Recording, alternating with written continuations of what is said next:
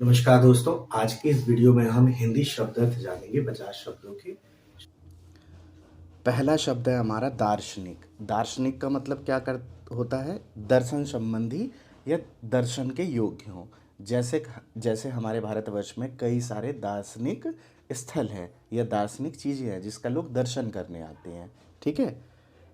व्यक्तिक, व्यक्तिक का मतलब क्या होता है? व्यक्तिगत। व्यक्तिगत मतलब खुद का। ठीक है। ये मेरी व्यक्तिगत सोच है कि लोग हिंदी सीखें और आगे बढ़ें हिंदी के क्षेत्र में, भाषा के क्षेत्र में। चंगुल, चंगुल का मतलब पकड़ में आना। चंगुल का मतलब क्या होता है? किसी पकड़ में आ जाना। जैसे अभी बेटिंग ऐप का बहुत सारा प्रमोशन होता है तो सरकार ने इसमें चंगुल में लोग फंस जाते हैं, तो इस पर क्या किया है? थोड़ा बैन किया इन सब चीज़ों को। कुप्रथा, कुप्रथा का मतलब बुरी मान्यताएं। कुप्रथा हो, प्रथा का मतलब अच्छी प्रथा जो लोगों के लिए, समाज के लिए अच्छी है। कुप्रथा का मतलब जो कुप्रथा है, जो बेकार है। ठीक है। बुरी मान्यताएं हैं। सुधारवादी, सुधारवादी मतलब सुधार संबंधी। जब भी कोई समस्या आती है तो उसको दो तरह से सुलझाया जा सकता है। एक सुधारवादी, उसमें सुधार देखा जा सकता है कि क्या इसमें सुधार किया जा सकता है। दूसरा, उसके गर्त में जा सकते हैं, नीचे जा सकते हैं।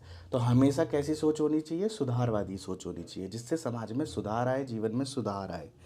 समन्वयवादी, समन्वयवादी का मतलब क्या है? समानता का सिद्धांत, कि हर जगह चीज़ें समान रखने की कोशिश करनी चाहिए। ठीक है। बुद्धिजीवी, बुद्धिजीवी मतलब पढ़ा लिखा वर्ग। जो पढ़ा लिखा समझदार वर्ग होता है उसको अक्सर क्या कहा जाता है? बुद्धिजीवी कहा जाता है। अनुयायी, अनुयायी का मतलब क्या होता है? शिष्य। अगर आप किसी को फॉलो करते हैं, किसी की चीज़ आपको अच्छी लगती है, आप उसको लगातार देखते रहते हैं, तो आप उसके अनुयायी बन जाते हैं। ठीक है। और उसे ही दूसरी भाषा में शिष्य कहते हैं। दुर्बल, बल का मतलब क्या होता है? शक्ति। दुर्बल, जिसके पास बल ना हो, मतलब कि बलहीन। अब बल का मतलब है शक्ति, बलहीन का मतलब बल का ना होना। तो दुर्बल का अर्थ क्या हुआ? बलहीन। असंगठित, असंगठित का मतलब होता है कोई संगठन ना होना, किसी संगठन से ना जुड़ा होना। अगर संगठित व्यक्ति होता है तो उसकी ताकत अधिक होती है और अकेले व्यक्ति की अधिकतर ताकत कम होती है समाज के दायरों में, अगर हम देखें तो। छापा मार, छापा मार क्या होता है? छुप छुप कर युद्ध या हमला करना। छापा मतलब छुप कर। ठीक है। या कहीं पर रेड मारना, जिसे इंग्लिश में कहते हैं।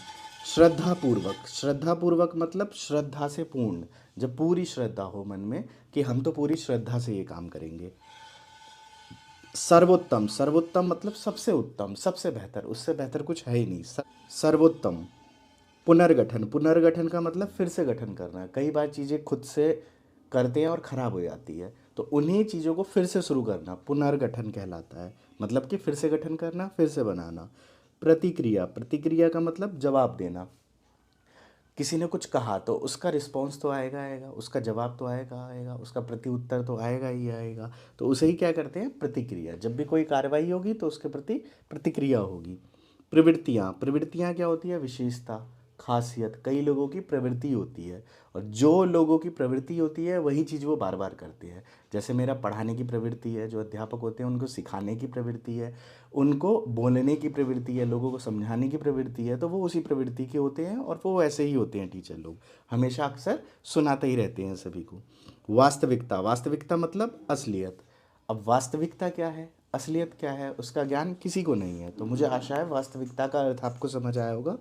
धर्म प्राण, धर्म प्राण का मतलब धर्म मानने वाला, जो किसी न किसी एक धर्म को माने, उसके अनुसार चले, उसके अनुसार अपना कर्म करे, उसे क्या कहेंगे?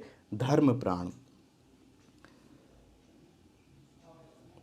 अनुरूप, अनुरूप मतलब एक जैसा होना। ठीक है।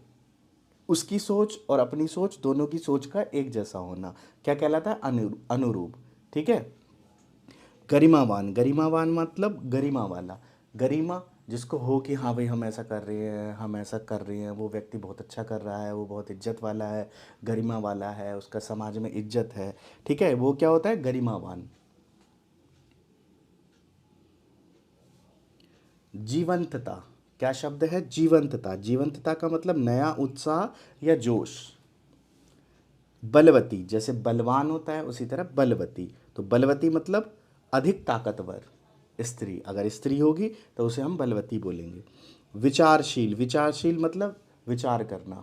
ठीक है। और विचारहीन का मतलब विचार ना करना, कोई मुद्दा ना हो, कोई विचार ना हो। सर्वज्ञान, सर्वज्ञान का मतलब संपूर्ण ज्ञान, सर्वज्ञान मतलब हर तरह का ज्ञान, उसे क्या कहते हैं? सर्वज्ञान। नास्तिक, नास्तिक का मतलब जो ईश्वर को मानता हो, इसी का दूसरा शब्द होता है आस्तिक। आस्तिक वो होता है जो ईश्वर को मानता है, और नास्तिक कौन होता है? जो ईश्वर को नहीं मानता है। तो यहाँ शब्द है नास्तिक। नास्तिक का मतलब जो ईश्वर को ना माने, आस्तिक का मतलब जो ईश्वर को माने। पतन, पतन का मतलब समाप्त होना, खत्म हो जाना। समर्पित, समर्पित का मतलब समर्पण भाव से, कि हमें जो करना है वो हमने कर दिया, हमने खुद को समर्पित करके ये काम कर दिया, अब आगे अच्छा हो बुरा उसका कोई फर्क नहीं पड़ता है। तो कई लोग खुद को ईश्वर को समर्पित कर देते हैं और अपना जीवन यापन करते हैं, अपनी ज़िंदगी जीते हैं आज़ादी से, समर्पण भाव से। दृढ़ता, दृढ़ता का मतलब पक्का इरादा, मेरा पक्का इरादा है कि मैं यह काम करूँगा, मेरी दृढ़ता है, ठीक है, मजबूती है। विषमता, विषमता का मतलब कठिनाई। कर्मठता, कर्मठता का मतलब कर्मरत रहना। कर्मठता का मतलब, कर्मठ मतलब क्या होता है? जो हमेशा काम करता रहे, काम के प्रति आतुर रहे, काम सीखता रहे, उसे क्या कहते हैं? कर्मरत रहना या कर्मठता। नैराश्य, नैराश्य क्या होता है? निराशा। सांत्वना, सांत्वना मतलब हौसला बढ़ाना।